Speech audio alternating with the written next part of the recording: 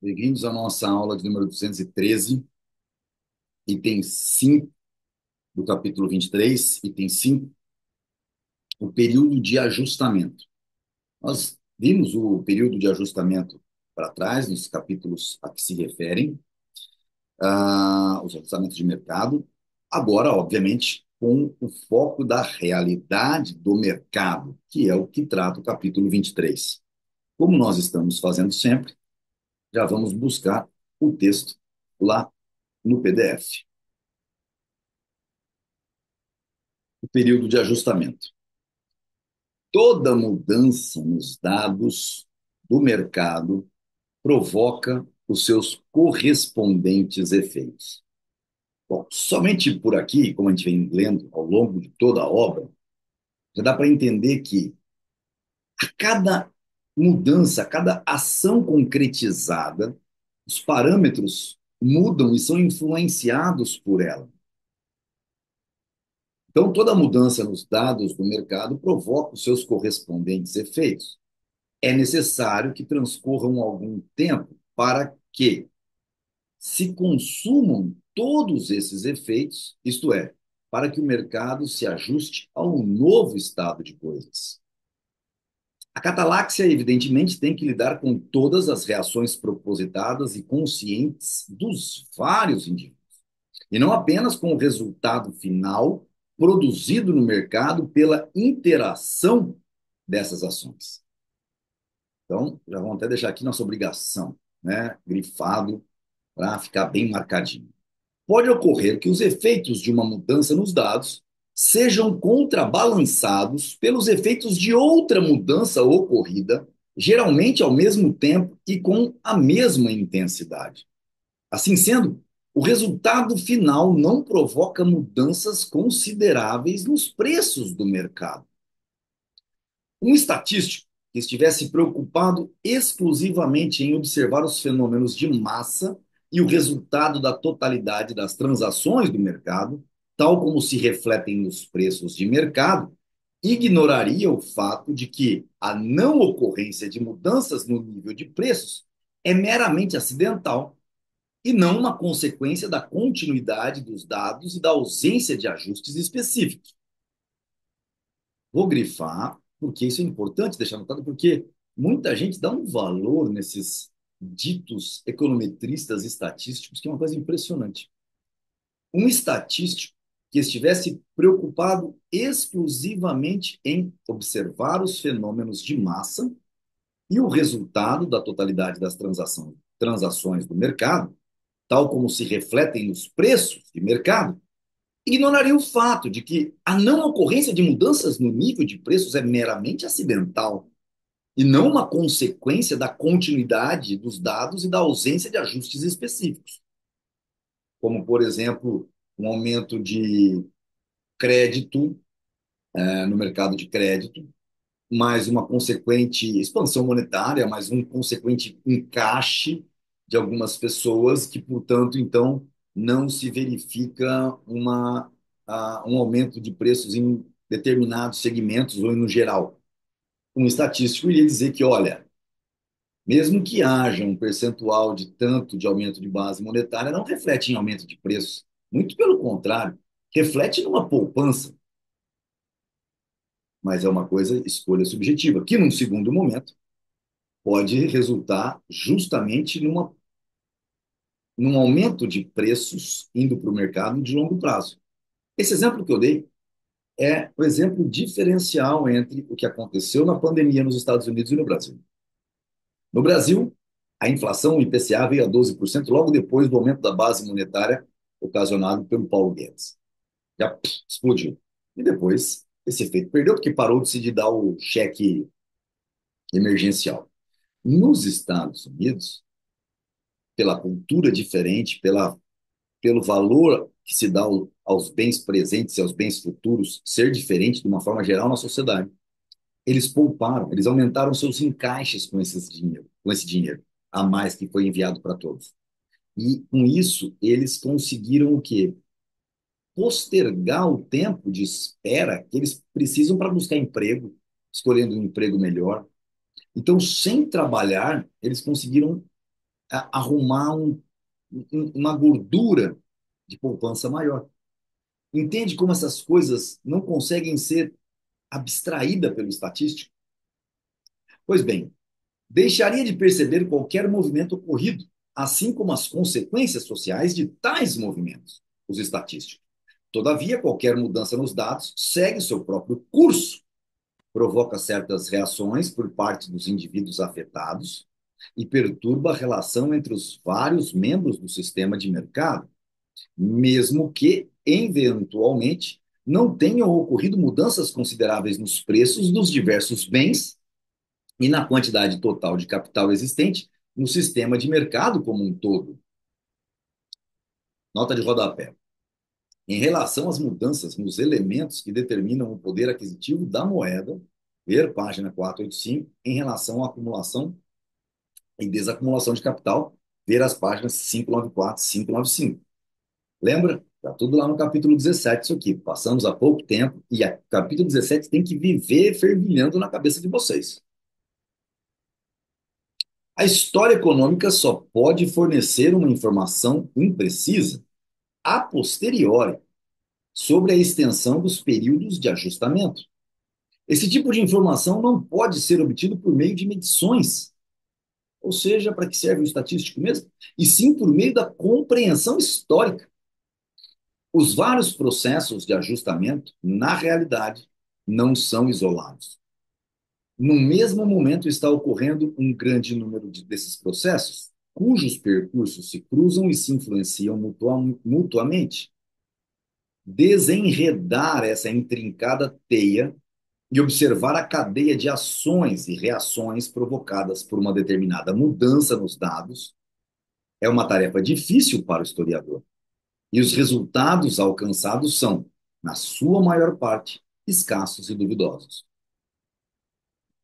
É que, na verdade, muitos dos estatísticos, hoje em dia, eles não se atrevem a fazer nenhuma teoria em cima dos dados que eles apresentam. Simplesmente coletam, agrupam e dizem: olha, semestre passado, Araçatuba exportou muito calçado infantil, mais que birigui.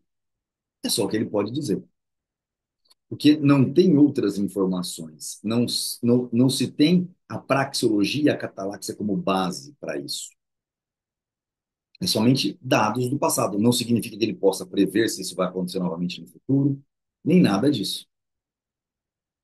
Prever a extensão do período de ajustamento é a tarefa mais difícil daqueles que, por necessidade de sua função, precisam ter uma compreensão de como será o futuro. Quem são esses caras? São políticos numa secretaria de desenvolvimento econômico em qualquer cidade do Brasil? O que esses caras conseguem fazer? Ah, não, eles ajudam. Não, para, cara, isso é besteira. Ajuda nada. Não existe ajuda que o governo possa dar. Nenhuma, infelizmente. O que a Secretaria de Desenvolvimento Econômico devia estar fazendo era botar uma única pessoa, tirar todo mundo e dizer: eu sou a pessoa que não vai deixar ninguém entrar aqui para ganhar salários, então, prefeito, diminui os impostos dos empresários, os ISS da cidade. Era isso que tinha que ser feito. Apenas isso. Para se ter sucesso na atividade empresarial, não basta prever a direção que o mercado tomará a partir de certo evento. Mais importante ainda é antecipar adequadamente a extensão dos vários períodos de ajustamento. Amarelo e grifado de vermelho, ok? Esse é o trabalho do empresário. A maior parte dos equívocos cometidos pelos empresários na condução dos seus negócios e a maior parte dos fracassos dos especialistas em previsões sobre o futuro do mercado são causadas por erros cometidos na avaliação da duração do período de ajustamento. Que exemplos que nós podemos dar desse caso, desses maiores equívocos de grandes investidores austríacos do mundo que cometeram esses erros aqui? Um deles é o Ray Dalio, né? Mas foram vários outros. a maior parte dos equívocos cometidos pelos empresários na condução dos seus negócios e a maior parte dos fracassos dos especialistas em previsões sobre o futuro do mercado são causadas por erros cometidos na avaliação da duração do período de ajustamento. É nisto aqui, é nisto aqui que os especialistas e, obviamente, os empresários precisam se focar. Quando eu tomei as minhas decisões baseadas em todos os meus conhecimentos em 2015, alguém pode dizer, nossa, Rodrigo, mas também você não tinha como errar para os problemas, vamos dizer, caóticos acontecerem em 25, 10 anos, uma década. Este é o grande problema das nossas previsões sobre o futuro. E eu não contava, nas minhas previsões, com nenhuma questão efetiva da pandemia. Muito pelo contrário. E olha como eu fui enganado por mim mesmo. Quando eu consegui efetivamente, quando eu consegui efetivamente resolver o meu problema causado por conta dos booms anteriores, conseguindo um crédito teoricamente barato, eu me vi na vontade de fazer um volume geral de vendas 3 vezes maior em 4 anos do que eu havia feito em 12 anos. Então, ah, eu me vi numa situação muito, muito, muito tentadora pelo boom, mas, por sorte, muita coisa aconteceu e acabou as coisas não acontecendo. Ao se lidar com efeitos produzidos pelas mudanças nos dados, é costume distinguir entre os efeitos mais imediatos e os mais remotos, ou seja, os efeitos a curto prazo e a longo prazo. Lembrando que não existe efeito de curto e de longo prazo. Os de longo são aqueles que ainda não resultaram dos de curto. Essa distinção é muito mais antiga do que a terminologia usada hoje em dia para exprimi-la. Para que se descubram os efeitos imediatos de curto prazo, produzidos pela mudança num dado, geralmente não é necessário recorrer a uma investigação meticulosa e profunda.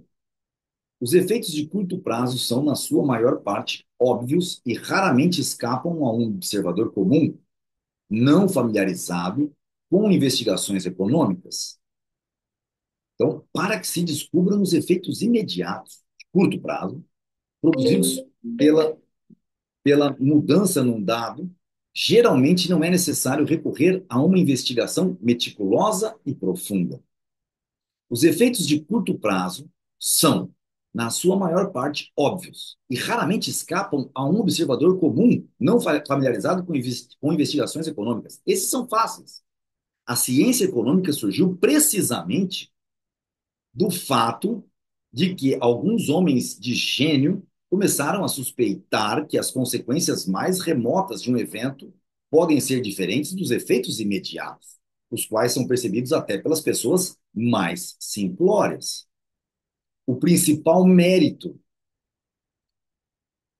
da ciência, o principal mérito da ciência econômica foi a descoberta de tais efeitos a longo prazo, que até então não eram percebidos por um observador isento e que eram negligenciados, obviamente, pelos governantes.